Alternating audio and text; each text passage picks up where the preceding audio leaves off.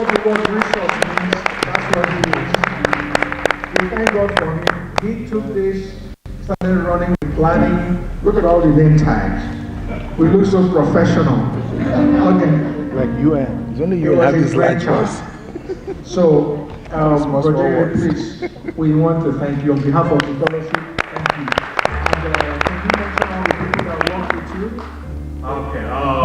First and foremost, I want to thank Sister Chicken. She's on her way. She told me she'll be in for later. She did all the email aspect of it back and forth, and also I would like to say a big thank you to Dr. Adiele, because I don't know how he does what he does. All the way from DC, coordinating back and forth, so I really thank you for the slides. And to Dapo and Ekundaya Falashes, we do things together. So they've been running crazy, making sure everything Do I have is the okay. pointer for the slides? And I just want The pointer for the slides. For the slide. I don't have any. I have one. This week was one force. To move the slide. Without them, this would not be possible. So, big thanks go to them. And if I forget to mention anybody, I don't think so. The facilitators, they've done a wonderful job accepting to facilitate this afternoon. And the ushers too, under the leadership of Sister Owen. Where's Sister Owen?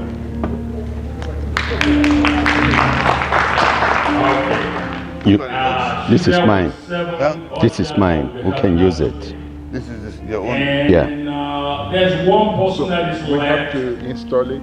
and I cannot thank them enough. I just need you all to thank Just plug it in there. because she gave me the visa to do what I do. Without her, I won't be able to do anything. And just, if you can thank my wife. Yes. Because for every time I spend doing this, that means I'm taking away time from her. And she's graciously released me to do this. So thank you very much. Thank you. Thank you very much. Thank you. We are grateful. I know that some people have joined us. Again, this is today is recognized by the office of the African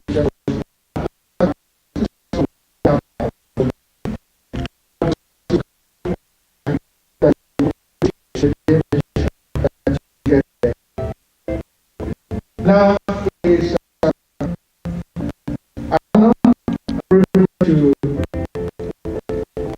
call the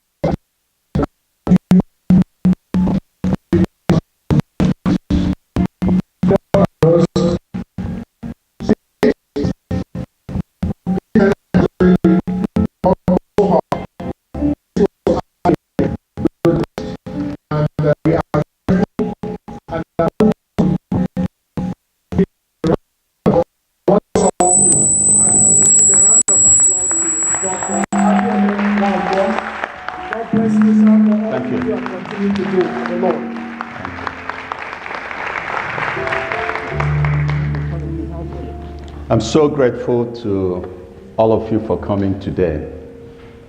And I hope that by the time we leave, you will get something out of the seminar. I'm humbled by your presence. To give up your Saturday for us to talk together, it's amazing. I want to thank again Brother Jide and all the people that got involved in this process. For the last 1 month or 6 weeks, I've really been spending a good chunk of my time in DC. So I fly out and fly in. Without Jide, we just couldn't have done this. Yesterday I called him up and I wanted to give him some ideas. When I bring up that, he said, don't worry about that, that's already taken care of. And I said, what about this? Don't worry about that, it's taken care of. And it's such amazing. We thank you so much for putting down your talent. I also want to thank our president for giving us such an open door. I felt this burden towards the end of last year, and I called him and I said, can we do this? He said yes, but I will check with the board and I will get back to you. What I want to share with you today has made such a change in my life that I thought it would have been so selfish without helping you see what I have seen. In fact, at that time, I offered that I'll pay for the lunch. He said, okay. He comes back, he says, I've met with the board, they want you to do this, and the fellowship will take care of the lunch. And so he did that, and I really want to appreciate him. So as we go through, I'll be talking about a lot of things. We will cover 3 basic things. One of them is, what does it take to build relationships that is transforming, that changes lives, both your life and the people that you get engaged in? What are the basic principles? The second area that I want to touch on briefly today is the whole notion of intergenerational relationships. How can you create a wealth of knowledge that transcends one generation and endures many generations after that? And then we would conclude, we're talking about how do you really leverage relationships in the marketplace to be all that God has intended for you to be. So I will make a presentation. We would have a question and answer period. Because of the size, because of the limitations, I would ask that as I speak in sessions and you have questions, Brother Jide has things in your note, write down those questions because we will collect them and we will try to answer them. And during lunch, I would also be around in case we did not answer your question or you had a follow-up question. So that's really what we want to do. How did I start really taking this transformational network serious? It's simple. I want to thank Joseph Kuram.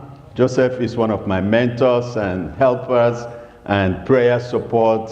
His wife, Dr. Joyce. Actually, Dr. Joyce was one of the people that helped me decide to come to Atlanta. Because when the company was asking, we all used to be in Michigan. When the company asked me to come, I wasn't quite sure. I struggled with it for a year. One day, Joseph says to me, I respect Sister Joyce a lot. She said, your sister says she thinks you should come to Atlanta. And I said, that's where you should be. And I said, why? She said, well, she said she's been listening to you and all the things you say. She believes that in Atlanta, you will have more connections to do what is in your heart to do. That was Sister Joyce. And she's also my physician in Michigan. So when I needed medical stuff, I would go to Sister Joyce and she would always answer. So I have friends. I have Kojo sitting somewhere there. Yeah, he's the big boss from Ghana and one of our competitors. So I'm glad to see my friends. Elijah is here. Elijah used to be a potential client with the city of Atlanta. So they've come. So how did I get into this? Not about 10 years ago, our CEO moved me from what we call operations into headquarters. And he gave me an assignment. And that a CEO is a very engaging, bright CEO. He says, when I work the halls, I've heard minorities and women say that our company is not responsive to the issues of minorities and women, that they are not moving as fast as they should. He was humble enough. He says, I want you to look into that because I don't see it, neither do I believe that that's the case. And I said, that's a trap. You know, and he said, by the way, why do you move me from operations? Operations is where you have the profit and loss statement. Actually, that's where the power sometimes lies, because you decide who gets hired and what and who gets moved up. When you go upstairs, you don't have a lot of things. But anyway, so I chaired our global team with our global HR director. And after 6, so I talked, we have the women's group, the black group, the Hispanic group, the gay group, all kinds of groups lined up. I talked to every one of them. I went to their meetings. In 3 months, I came to the CEO. I said, I have an observation. And he said, come on. So I flew into New York, we sat, and I said to him, what people perceive, they are perceiving correctly. I said, however, the conclusions they are drawing may not be the right conclusion. It's not there was someone in our company that goes in a room and locks up and says white people would only be promoted, black people will not be promoted, women will not be promoted. I said, it doesn't happen because I was part of the executive at some point. I said, however, what happens is that everyone that moves to the executive office had a mentor or a sponsor. Somebody advocated for them to be. So I said, so what you see and you're seeing is that most of the people that are on the executive mentor others that look like them, that behave like them. So what people observe is true. What did that mean? The women and some of the minorities did not have that network within the company to move them. He said, it never dawned on me that way. He asked me to come to his then team. I went there. I made the brief 12 slides. When you get to that point, I have over 100 slides. No, you don't do that. 12 slides, you get your 10 slides, you have too many. So I made the presentation. He looked and he says to the team, how many of you have mentees? They all raised their hand. He said, keep it up. They kept it up. He said, how many of you have diversified mentee group? Every hand went down. That was the day it dawned on me that part of our struggle may not necessarily be color or gender. It's, do you have access to the network that transforms? That's partly what led me on this track. So I developed this, it's now, so we did a lot of seminars. I went to those groups to talk about how you gain access and what all that is all about. So that's what we'll do today. I want to start by this premise. And I have a resource reference document that I have put together in case you are interested. You should know this very clearly, that 1 is not a sufficient number to achieve greatness. You cannot reach greatness and maintain it by yourself. Even if you look at great companies today, what you find out is that many of the great companies are not just started, it didn't start by one individual. This is sometimes where our problem is. That we believe that 1 is a sufficient number. Even the Bible says 1 will chase down 1,000. 2 what? 10,000. So you need to understand this as you go along your path. Whether it's a spiritual path, whether it's a professional path, 1 is not a sufficient number to achieve greatness. To really achieve greatness and maintain it, you have to walk through all kinds of people. in order to get that. If you didn't get something out of this seminar, let this be locked in your system.